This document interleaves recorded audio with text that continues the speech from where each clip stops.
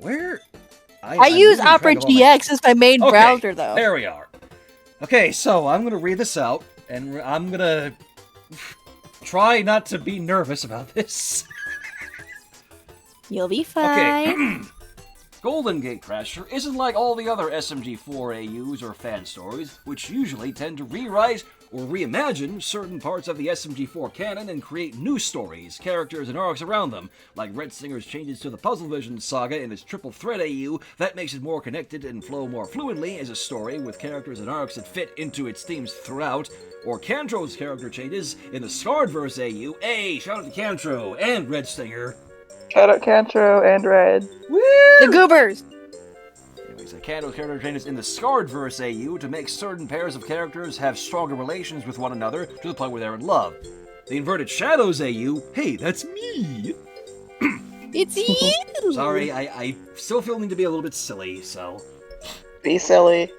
Be silly. The Inverted Shadows AU creates its own lore and story that's free from any previous established lore or arcs of the SMG4 series, which not only sets it apart from many other SMG4 AUs, but allows it to stand out as one of the most unique and creative SMG4 AUs ever made. I'm nodding in agreement.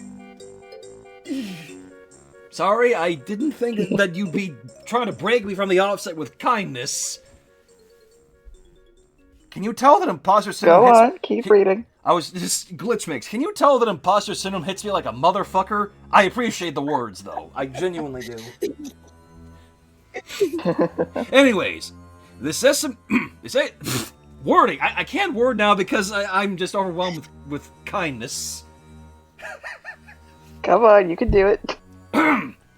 This AU follows the SMG4 crew, mainly their resident gamer cyborg Tari, as she grapples with being stuck as a pawn in the schemes of an otherworld threat named Unbreakable, whose origin comes from a dimension that remained unknown in this universe for eons, the Void. Ooh. Ooh. I do still like how you literally call Unbreakable an otherworld threat, because, I mean, isn't that technically what he is? He literally is. Which I'm guessing, okay, the Void, which I'm guessing is this SMG4 AU's equivalent of a dark counterpart to the living mortal realm, kind of like the Dark World from The Legend of Zelda: A Link to the Past. I mean, there is more to the Void, but I haven't really gotten into it yet. Here, Tari grapples with the guilt of letting Unbreakable loose, becoming his slave, and also ruining her friends' lives. I mean, if I can correct you one there, it's not so much that Tari is his slave. I actually don't really quite like that word to begin with, but it... Yeah. Like, what... You know what? I'm gonna finish that thought when I'm done reading this. I just wanted to just very quickly point that out. So... Worst of all, she loses the one person that mattered most to her, Meggy Spletzer.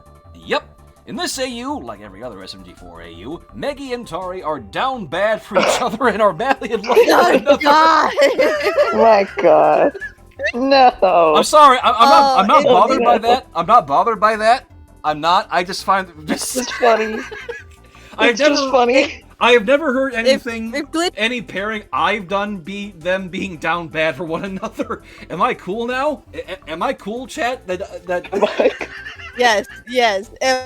You've been cool for a long time, mister. You know precisely what I mean. If GlitchMix ever reviews Insane Tari, oh, the disaster that will happen. I'm sorry, that made my night. I mean, this night was made in general just because of this, but... So Meggy and Tari down bad for each other and are madly in love with one another, which I don't have a problem with. I like me a good romance. Besides, Megari is the only SMG4 ship that I like. Well, there you go, then. Anyway, Tari's portrayal in this AU is one of the biggest highlights in this AU story, as following an incident involving an Inkling with origins that link to the Void, this Inkling is just the Inverted Shadow playing himself, it is pretty hilarious, and Unbreakable being freed, Tari has been broken both mentally and physically. And me playing myself? Yes, Top Hat Man. Mr. I mean, Squid. You got me there. bringing her into the point where she's lost all hope for herself and only believes her actions only make things worse for those she loves, which is only made worse by Unbreakable's processed version of Tari. Did you mean possessed, by the way? Sorry, I noticed grammar because I'm a stickler like that. I mean, just to clarify on you there, GlitchMix, the Shadow Inkling is my character Shadow, just to be precise, I guess. He's both sort of like a representation of you, but then also sort of a character of his own. Yeah. It's a little hard to explain, but I apologize if I confuse you there, Glitch. Anyway. It's just like a mascot, kind of. Yeah. So, only made worse by Unbreakable's possessed version of Tari and her evil and mean-spirited nature, and her name is Overclocked. Which leads us into the other half of this relationship, who also has to endure from Unbreakable's and Tari's actions, Meggy, who in this AU pulls a Jake Sully arguing with her son Loak from Avatar 3, and chews out Tari, letting out her frustrations with her after it's revealed Tari allowed Unbreakable to befriend Meggy's rival from the first SMG4 movie, and from her berating... Oh, berating! Okay, sorry, again, grammar. From her berating, Meggy breaks Tari's heart and sends Tari into a depressive state, allowing Unbreakable to take over Tari fully, and allowing her and this bully the chance to kill Meggy and the SMG4 crew. Pretty much nailed it on the head there. Which probably, I should also say for the record, I haven't seen Avatar 3, I haven't even seen Avatar 2 for that matter, but... I will hit you with a damn nail board, Shadow. What do you mean? I'm gonna take that nail board from you. Not to be mean, this is a joke. Please don't hit me. No, I'm liking this. I'm liking this. Anyways, speaking of the bully, let's talk about her now. The leader of Killer Inc. herself, and her name is... Waggy. Even when I read it, it still sounds like a stupid name. Which, again, I said this before to GlitchMix, but I'm just going with what the fandom calls her, but I do agree Alpha is also a decent name for her. So, where'd that name come from? I mean, GlitchMix is the one who said it, so... Oh. Yeah. Nice. Personal bias around her name choice aside, Waggy's another one of this AU's biggest highlights. The amount of presence and evilness from this motherfucking Inkling has is insane! Wait, you really... Is that implying that my portrayal of Waggy's actually good? Yes. Yes. I was not prepared for that. Maybe this next paragraph here will explain. Shadow somehow took... I can't word now because I'm overwhelmed with how this review is... Alright, breathe, Mr. Top Hat Man. Don't fumble your words. Okay. Shadow somehow took a one-off SMG4 villain with a personality and writing as stale as a piece of toast. I mean, isn't that kind of, like, can we just agree that she didn't have much in Meggy's destiny other than, I hate humans? She was very stale, very static, just angry, hated humans. That was it. Anyways, let me try this again. Shadow somehow took a one-off SMG4 villain with a personality and writing as stale as a stale piece of toast, and turned it into one of the biggest haters in all of SMG4 fanfiction. The hate she has for Meggy and her friends is so big, she's comparable to a certain hater from DC Comics.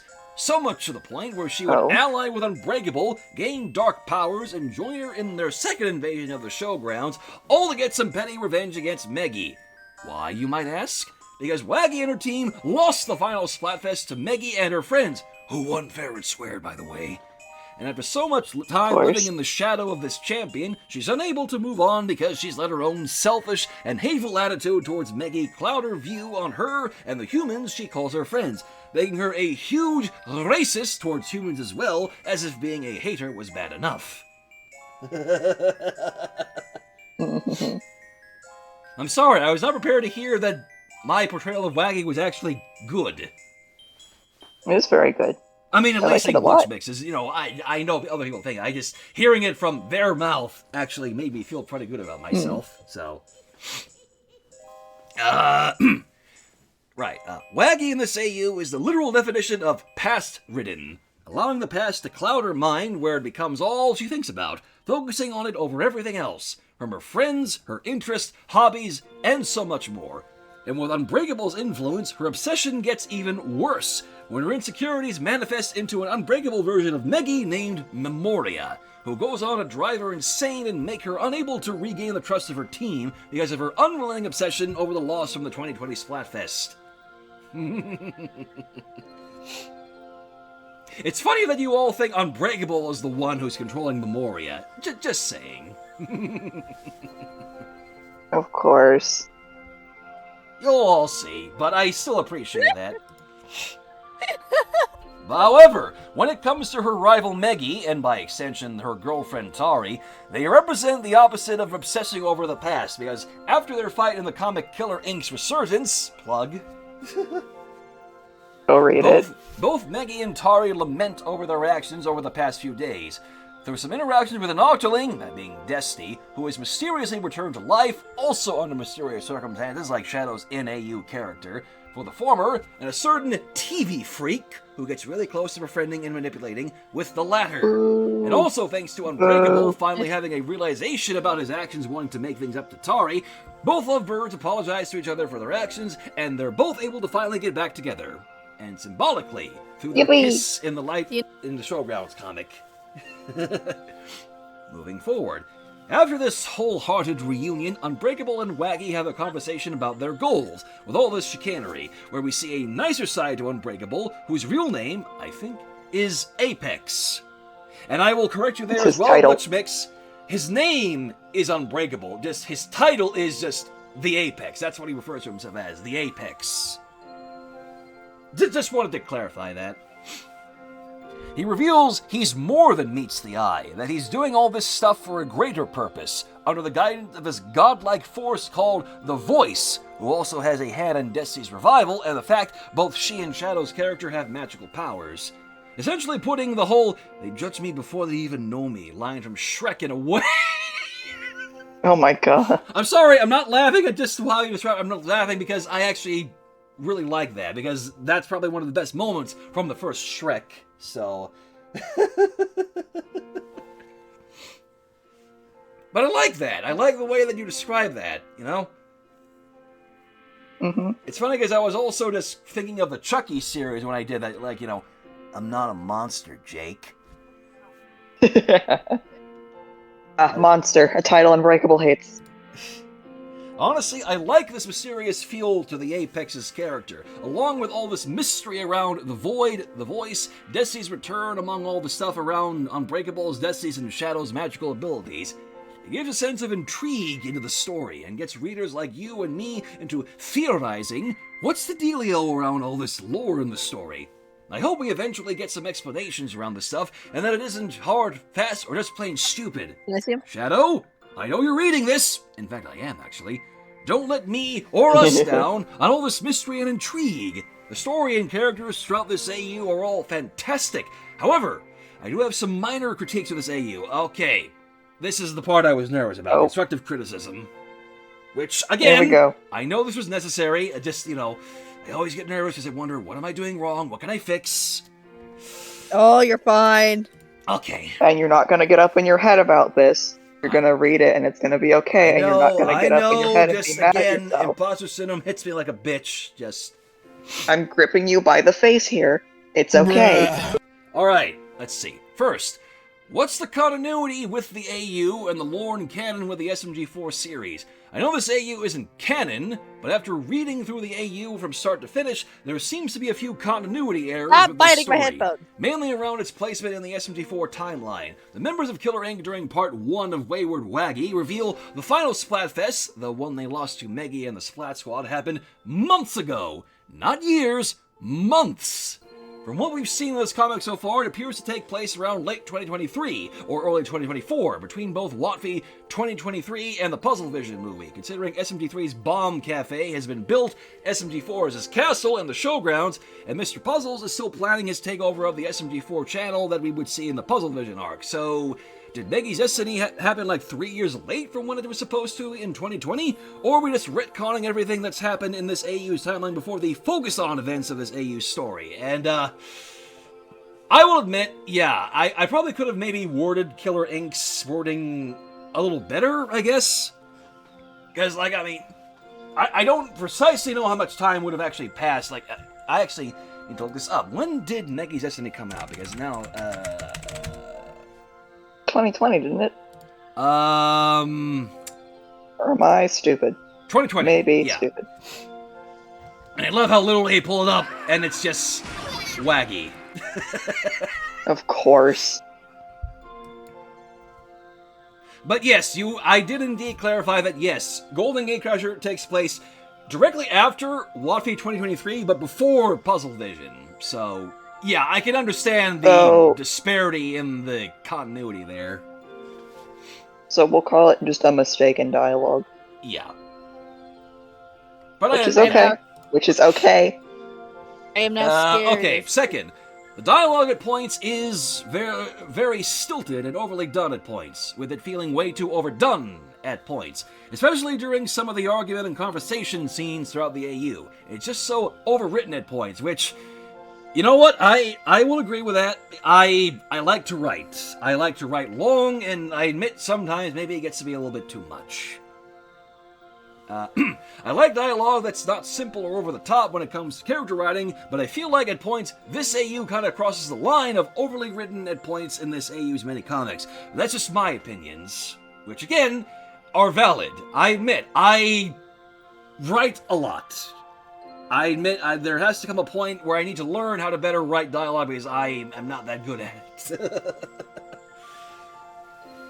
I can assist, maybe. I appreciate that. Or Rex. Rex is a really good writer, from what I've seen. Like, I know that one of the biggest things I know really overwritten was, like, Unbreakable's big speech back when he and Waggy were having that heart-to-heart, you know? Apex's acquiesce. Yeah. Like, I admit, I probably could have worded things better than just that big fuck-off wall of text I had Unbreakable say before the I'm not a monster line. Yeah. I admit that was a little much, but I understand where GlitchMix is coming from. So. Oh god. Sometimes what I do is I write things out and then I reread it and be like, okay, what can I change or down or paraphrase a little, But I appreciate GlitchMix pointing that out, just so I can at least learn from it, because contrary to what can be seen, I do like to actually learn from what I'm doing wrong, so. Anyways, in conclusion, the Inverted Shadows SMG4 Golden Gatecrasher AU beautifully blends pre-existing characters with new lore and villains to conquer, all culminating in a story with a prominent theme of regret, grief, hate, and anger, but has moments of bittersweetness, satisfaction, redemption, and love sprinkled around in such a well-put-together fan story. Aww. That makes me scared for when GlitchMix reviews Insane Tari if they ever do that. This AU, like Red Stinger's SMD4 Triple Threat AU, is a GlitchMix certified piece of absolute cinema. I love that. Oh my god. I never thought I'd hear something I made be called absolute cinema. Or at least, like, something like Golden Gatecrasher be called absolute cinema. Because it Shadow, a lot of what you make is absolute cinema. Do you know who you are talking to, Luna? I do, that's why I'm just gonna look at you, grip you by the face. A lot of what you make is amazing. Sorry for shouting, I'm playing Sea of Thieves with Rakadal since they just kind of dragged me in. Lord. I can't wait to see more of this ever-expanding story. Keep up the good work, Shadow. Hope you appreciate this review and my feedback on your AU. I do appreciate it. I'm genuinely touched that you feel the way that you do about this AU. And I also appreciate the little constructive criticism that you gave. I'll be completely honest, I actually thought there was going to be a lot more you'd have to criticize, I'll be completely honest. This just goes to show you worry too much and the stuff you make is great. Regardless, I really do appreciate it, GlitchMix. Thank you so much. Which, again, also, shout out to Red Stinger again. So They make the good Shout out shit. to the Triple Threat AU. Yeah. Yeah, I think I will definitely look into trying to get some help in writing dialogue for future posts of Gatecrasher. So, yeah. I absolutely love writing dialogue, so if you ever need help. I will keep that in mind, Luna, thank you. Anyways, that was a... That'll probably be a highlight, I guess. Yay! This makes me seeing it scared. now, Shadow loses his mind because people are praising his AU when he didn't think they would. Aw.